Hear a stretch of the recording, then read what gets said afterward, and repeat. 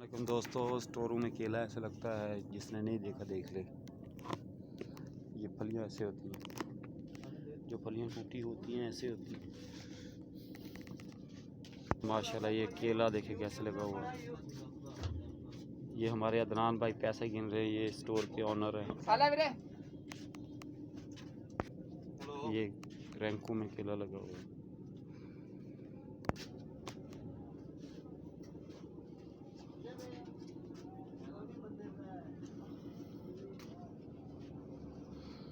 ये ऐसे ऐसे लग जाए।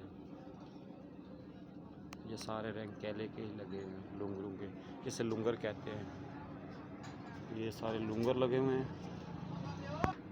कूलिंग देने वाली मशीन है, ये मोटर लगी हुई है, ये डिफ्यूज़र इसे कहते हैं। यहाँ से ठंडक आती है, बड़ी बड़ी मशीनें ये लगी हुई हैं। ऊपर वो जिस तरह बर्फ़ वाले लगे होते हैं ठंडक देने वाले, पानी ऊपर चलते हैं। लेकिन दोस्तों